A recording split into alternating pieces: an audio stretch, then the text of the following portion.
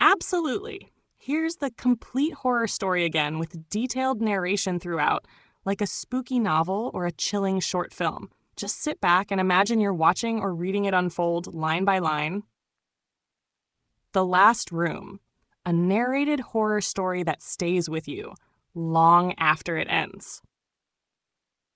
Some stories don't begin with screaming. Some begin with silence, with fog drifting through the trees, with old doors that creak like they're waking from a long sleep.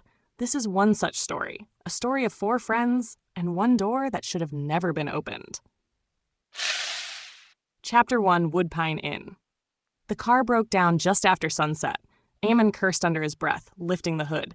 The fog in the hills had crept in quickly, thick like smoke. Rhea, bundled in a jacket, looked around nervously.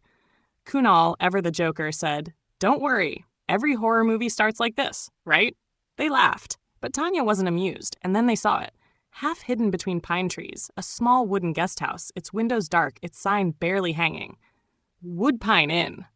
The place looked abandoned, until the door creaked open. An old man stood there, thin, pale, eyes like he hadn't slept in years. "You can stay the night," he rasped, "but not in the last room." The friends exchanged looks, curiosity sparked, the kind of curiosity that kills cats, and sometimes people. Chapter 2, The Locked Room. The inside smelled of old wood and time. 7 rooms lined the upper floor. "We're the only guests?" Tanya asked. The old man nodded. "Nobody comes here anymore." Each friend picked a room, but one door, room number 6, was locked tight. A single rusted chain wrapped around the handle, no dust near it, no webs, as if something still moved inside. "What's in there?" Amon asked. The old man didn't look back, just said, "That room remembers." The best way to get someone to open a door is to tell them not to. That night, when the caretaker went into town, they found the key, hanging from a nail in the kitchen, almost like it wanted to be found. Chapter 3, What Waits Inside. The door groaned like it was in pain. Inside, the room was colder. A rocking chair in the corner faced the wall. A large mirror was covered with a white cloth, and the bed, perfectly made, too perfectly. "Smells like mothballs and secrets," Kunal joked. Rhea pulled the sheet off the mirror. The glass was dusty, but something in it shimmered. She looked, then looked again. 4 reflections, but a 5th shape. Behind them, not moving, just watching. She blinked. Gone. The lights flickered, and the rocking chair began to move. Chapter 4, The 5th Shadow. They tried to leave, but the door wouldn't open. Aman yanked at the knob. Tanya screamed. In the mirror, the figure returned. A tall shadow with a stitched mouth and smoke curling from its eyes. It moved closer in the reflection, closer.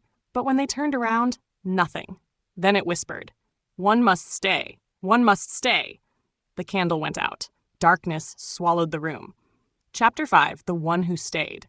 When the door finally burst open, only 3 ran out. Rhea turned back, breath shaking. Aman? Silence. Room 6 was empty, no sign of him, no blood, no screams, just the slow creak of the rocking chair. They told the caretaker. He only shook his head. "I warned you, the room chooses." Epilogue, a year later. Rhea moved back to the city. Sometimes she sees things in mirrors. Quick flashes, a stitched mouth, a hand reaching, and always the rocking chair. She returned to Woodpine Inn once, or where it should have been. There was nothing, no house, no sign, just trees and fog. That's narrator's final words. They say the room still exists, not in buildings, but in reflections, in the corners of old hotels, in your mirror, when you're alone. So if you ever hear a whisper, "One must stay," turn the mirror to the wall and never open that last door.